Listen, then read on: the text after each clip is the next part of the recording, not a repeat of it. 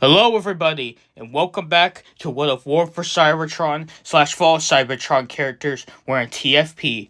We're on to the penultimate finale. Now let's get started. We continue off with the Autobots, putting all the Decepticon prisoners in cuffs. Then Grimlock reminds everyone that the Predacons plus Shockwave escaped. So, Skylinks actually steps up and says he'll go after them, but the Aerobots say they'll help him. So he agrees, and they set out. The Autobots decide to scavenge the Nemesis for any supplies to start rebuilding it, and to make sure all the Decepticons are locked up. RC, Jazz, and Blue Streak take a team and they head in, and they eventually make it to the lab of the ship, and they find one of Shockwave's experiments, which is Arachnid. Arachnid is pretty damaged since she was experimented on by Shockwave.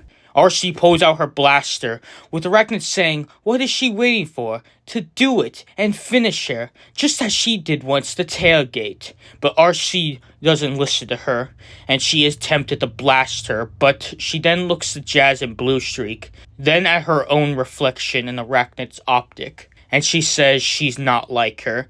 So Blue Streak and Jazz grab Arachnid off the table and put her in cuffs. The Autobots soon take control of the dark side, and they begin locking all the Decepticons in its brig, with many of the Autobots feeling like it is good irony that now they will be in the cells they kept them in for so long. However, a few Decepticons aren't locked up, such as the minor Viacons, since they are just worker drones, and they didn't really do much during the war against the Autobots, besides simply defending the mines. So, they are given amnesty, but under supervision, as long as they continue their work. The only other con who is allowed to join the Autobots, however, is Skywarp. But however, a lot of the Autobots are untrusting of him, as while Thundercracker changed, Skywarp had the chance to change with him, but didn't, and still was a threat. Plus, he aided in killing Ratchet and a few other Autobots, and he only joined the Autobots out of pity for his brother's death, as they feel. Skywarp just walks away scoffing at this, as he doesn't want to deal with this scrap now.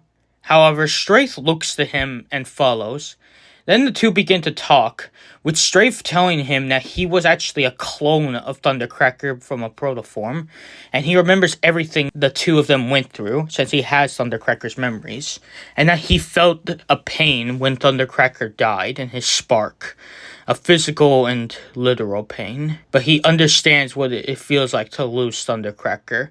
Skywarp is surprised, but then Strafe says while he's a clone, he doesn't want to be exactly like Thundercracker, as he wants to be his own bot, much like the others, but that a part of Thundercracker will always live inside of him, and if Skywarp ever feels down, he could talk to him. After all, they are also like brothers in a way. Skywarp actually smiles at this, but tries to pretend he doesn't care, but Strafe sees through it, given he knows how he is from Thundercracker's memories. Arachnid is placed in a cell with the other Decepticons, as Jazz smiles at RC and says that he's proud of her, saying she'll be better than her, and not letting her anger get the best of her, to which RC agrees, and the two walk away together. Later, the Autobots hold a ceremony for the fallen Autobots in the battle, and overall during this war in general so far on Earth. Chromia is seen mourning Ironhide's death, given the two of them before the war and during the war were together. Warpath is also seen mourning Ironhide, but because they became friends during the war, Warpath was a friend of Ironhide's. Even if Ironhide wasn't the biggest fan of him, he still was a friend to him either way. Hot Rod mourns Bumblebee and Hotshot, given they all trained in the academy together, and he is sad that both of his friends he had to watch die during these recent events. Blaster mourns Rewind and Eject. Springer, Wheeljack, Bulkhead, and the remaining Wreckers all mourn every Wrecker that has fallen, like Jetfire, Perceptor, and others. Prime mourning Ratchet and Bumblebee the most. Then Prime says they must find Starscream and end this once and for all, so they will begin searching around the world, to which they do, and they do it in the dark side or with their flyers to search for them. Sometime later, however, a call comes from one of their minor teams of a new mine that has been found, but they would be attacked by Starscream's team to harvest the energon from there. Prime sends the Dinobots and Technobots to investigate. They come across Darksteel and Skyrain, plus the rest of Starscream's crew. Starscream puts on the Apex armor and charges. The Technobots and Sludge take on Starscream's crew, while the Dinobots face the two Predacons, and Grimlock faces Starscream. However, the battle is not very well, as Swoop is taken down by Skyrain, Slag and Snarl are taken down by Darksteel, Grimlock is beaten down by the Apex armor-powered Starscream, and the Technobots and Sludge are taken down by the rest of Starscream's crew, since they do outnumber them and have some powerful relics now on hand, such as the Resonance Blaster. Starscream goes to Grimlock and says to bring a message to Optimus.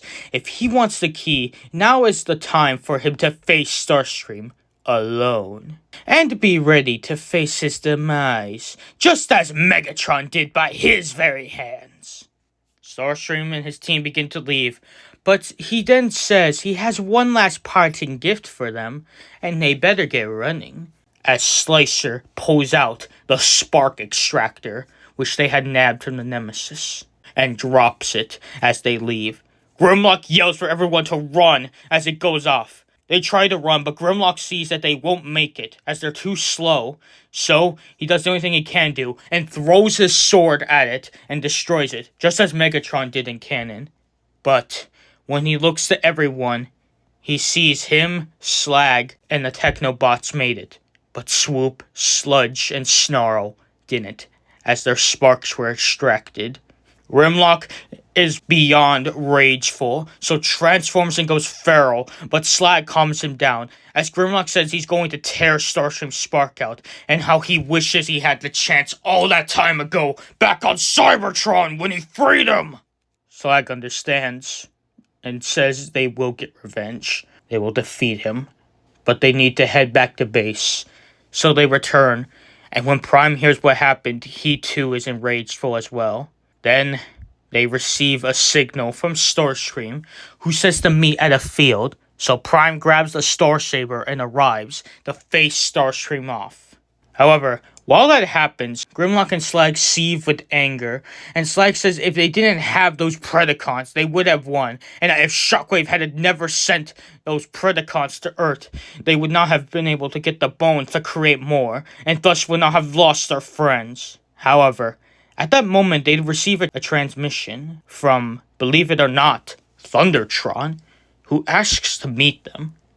The two head to the location, armed and ready, and they prepare for a fight, but Sound Blaster and Thundertron tell him to calm down, and then they explain their origin to him and what Shockwave did to them, and how they hate him with all their spark. Then they suggest they work together to get revenge, since they all share the goal of wanting to kill Shockwave once and for all. They even mention that since the battle, they have been tracking down Shockwave, and they found his location, but they need the muscle to get through his forces, and the Dinobots are just what they need. The two bots don't even hesitate before agreeing, and so the four bots head out. Meanwhile, Shockwave is at another location, a secret lab in a cave, where he is working to create more Predacons out of the last CNA he has, to get revenge and to rescue the rest of the Decepticons. He believes his plan is foolproof, but then the whole cave shakes as the Dinobots, Thundertron, and Sound Blaster arrive, and they face off against the Predacons. Predaking tackles Grimlock, and while Predaking has the size and strength advantage, Grimlock has his skill plus his rage boost, so he is eventually able to throw Predaking into the wall, and the other three bots hold off the Terracons during this, keeping up with them. However, they are getting outmatched, and Shockwave believes that they will be dead soon, and taunts them by saying he will be glad to experiment on all of them once more. However, the cavalry arrives in the form of Skylynx and the aerial bots. Skylynx takes on Predaking, with him challenging him for leadership of the Predacons, with Predaking agreeing, so they fight, tooth and claw, fire, and wing power. Grimlock then charges at Shockwave, with Shockwave opening fire, and he uses his speed and Grimlock's blind rage to get the advantage, until he has his whole arm shot off by Sound Blaster. Then Thundertron jumps him, and uses his hook to stab his other arm, and then transforms and starts scratching and biting at Shockwave. Skylynx looks to be losing, but he then activates his secret weapon in the form of splitting in half into a bird and lynx form. Since he was made from two different Predacon bones, he ended up gaining the ability to split into two beings, although he did lose the ability to actually transform into a proper robot mode. Well, except his vehicle mode, but he doesn't have that in this version. The two forms gang up on Predaking, and eventually with the power of both skills, take him down, as he is no match for the equal power of these two. They beat him and get on top of him, as Skylynx orders him to kneel, and Predaking weakly says, "All hail, Skylynx." The Terracons see and so bow to him instantly, since now he is the king of the Predacons. Thus, Grimlock, Slag, Thundertron, and Sound Blaster are able to stop fighting, and they look to Shockwave, as they say now he will finally pay for all he did to them. So, they grab each of his limbs and pull him apart, with Grimlock grabbing his head and ripping it straight off before crushing it, to ensure the Cyclops will never come back. Then, to be further sure, he burns his body until there's nothing left of it, disintegrating Shockwave to nothing more but molten slag. Grimlock and Slag feel at peace now, although they had wished their friends were here to see this moment. At least they finally killed him for what he did to them. And so, as they leave, the Dinobots thank Thundertron and Sound Blaster, with them letting them go, as they wish to be free. So, the Autobots leave them. Thundertron turns to Sound Blaster and says they'll finally enjoy this new life, and this is only the beginning for the Star Seekers. However, while this was happening, Prime arrived to the location and sees Starscream in the Apex armor, and Prime says his destruction and slimy crimes of this universe will come to an end. Starscream says not to waste his words, as he can't harm him, as the Apex armor is virtually invincible. But Prime says we shall see, and he charges, shooting a wave of energy at him, but Starscream tanks it, then charges. Prime slashes and Starscream punches, and they continue to go back and forth, completely destroying the landscape with wave after wave of attacks. Even the Star Saber can't even destroy this armor. It's too powerful. As well, yes, it does hurt him when he does shoot him with a wave. It doesn't actually damage him. At most, he can maybe put scratches on it, but it's not enough, and it ain't gonna beat him. As Starscream gets the upper hand and starts beating on Optimus, as he says how he's finally glad to do this. Finally, he rised up, defeated Megatron, and now he will kill Optimus Prime, or at the very least, his blue knockoff.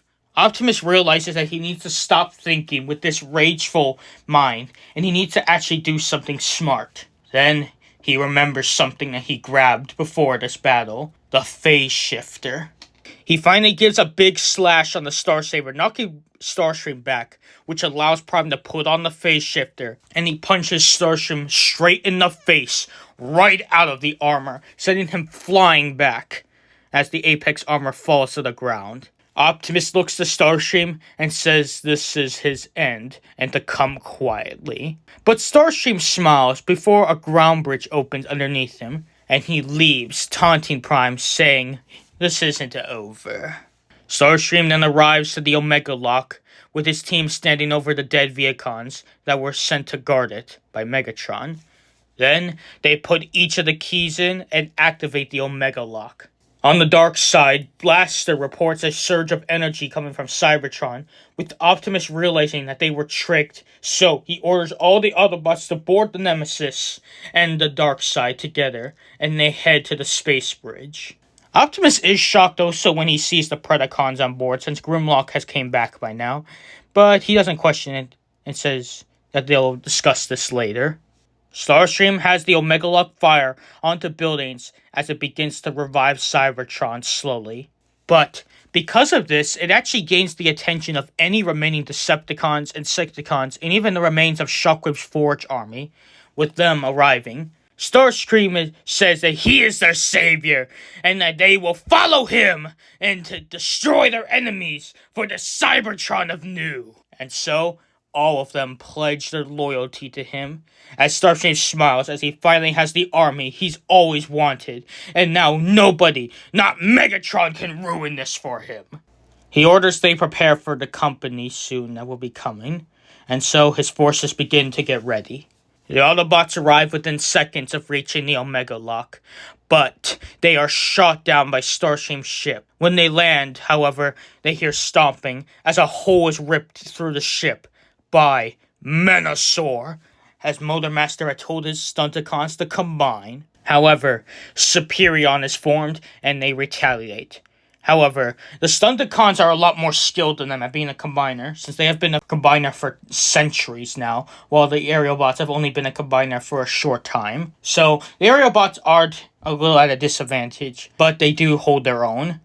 That is until they are aided by Computron, as it is revealed that the Technobots sometime during the search for Starscream's crew had been equipped with the combiner technology. So, the two combiners gang up on Menasor. The rest of the Autobots come out to face the rest of Starscream's forces, with Starscream pulling out the Resonance Blaster and Force Field Generator, and he says, "I'll take you all on!" as he begins fighting.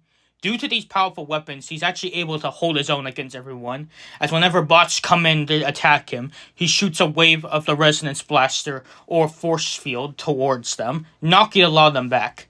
And the rest of his Decepticons then come in and start to pick at the Autobots and fight through them. During the fight, Hound and Mirage are killed, but the Autobots continue to fight on and start to break through the line.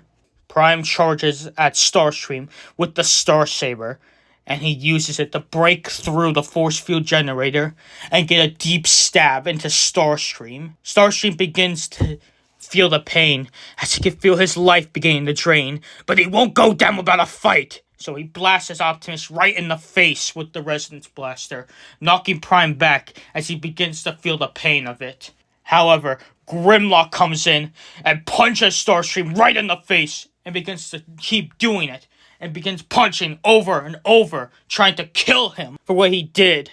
Starscream is losing it, and he can't fight Grimlock face to face, not without his Apex armor, as Grimlock says without his armor he's nothing. And then Grimlock finally punches Starscream hard enough that he breaks open his chest, exposing his spark chamber, which has already taken massive damage from the Starsaber slash. However, Grimlock holds back, and he helps Optimus get up, and they walk towards Starscream. In the background, the rest of Starscream's crew, while being strong, a lot of them are just starving Decepticons who have not been in a fight in a long time. So even though he has reinforcements, they really don't help him much. And the rest of his Decepticons really don't, especially since most of them are combined into Menasor. So the rest of his Decepticons are taken down easily, with Slicer being killed by Slag since he was the one that dropped the Spark Extractor. Starscream is on his back when Optimus approaches, and he says he will no longer reign as the scourge of this universe anymore.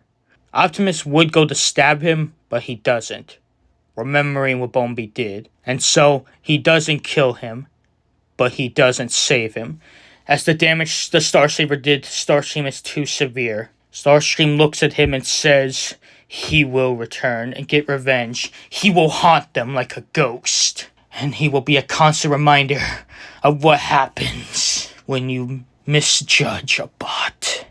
Starscream would finally go offline. The rest of his forces cease, so any of them that were left that had been overpowered and defeated surrender, and they are locked away with the rest of the Decepticons. Skywarp looks to Starscream's body, but he doesn't care, as he was worse than Thundercracker, as Thundercracker cared about him and died for him, while Starscream would never have done that, and he never did anything worth being a brother to him. The Autobots begin to clean up the battlefield, and they mourn Hound and Mirage's deaths. Optimus then learns what happened to Shockwave, Thundertron, and Sound Blaster, with Prime saying he understands them, since he too is a clone, and that he understands that they do deserve a second chance to make their own decisions, and that he's proud of them for helping them, and that hopefully they will find peace now in this new universe. Skylynx, meanwhile, goes up to Predaking and says that as Autobots, they won't leave the Predacons out of being brought back with this new Cybertron. With Optimus agreeing, as he says they will revive the Predacon race, and that he only hopes that they will choose peace and not to fight. To which Predaking is shocked, but happy to hear that they won't be alone, and that there will be more Predacons joining them soon. After that, Skywarp asks Prime what will be of the rest of the Decepticons, with Optimus thinking that perhaps there may be others that can have a second chance. So they head down to the brig and ask that if any of the Decepticons can prove themselves or agree to stop the fight, they are welcome to join this new Cybertron and give an amnesty, but they will still pay for their crimes with other means, but it will not include prison time. Most of the Decepticons do not agree to this and so refuse to join, but actually a few do. That being Slipstream, and Optimus remembers her willingness to work with them during the relic hunt when they went to the Arctic. And so he knows that she is willing to be diplomatic with them. Plus, Skywarp can vouch for her. And so she is brought back with her under supervision. Rampage is also given amnesty since him and Transmutate have history, and she vouches for him. He just needs help. A lot of help. So they get him out, and they do get him some help mentally. And finally, the Constructicons, as they at the end of the day are construction workers and only wish to see the beautiful cities of old Cybertron return, to which Optimus agrees and so allows them to be given amnesty, with the Wreckers not fond of this but are willing to accept it. Other than that, the rest of the Decepticons are still kept in prison with the remains of Starscream's team. Skywarp is actually impressed by how much Optimus is willing to trust some of the Decepticons, and he begins to fully think that joining them isn't so bad. After all, it hasn't been that bad so far, with Strafe agreeing, saying he tried telling him it wouldn't be that bad. Soon, the Autobots fully reactivate the Omega Lock and revive Cybertron, with everyone happy as Energon reflows again, and now the building can begin. But however, the consequences of this revival are shown as an ancient deity awakens, and that once more wishes to enact his revenge as Unicron rises again. And that is where we're going to leave this penultimate, right here. Thank you all for watching. I can't believe it, but next time will be the finale to this story. I hope you all enjoyed it. It's been a really fun what if, and I can't wait to show you how it ends and what other what ifs I have in store. But yeah, until the finale, see you all next time.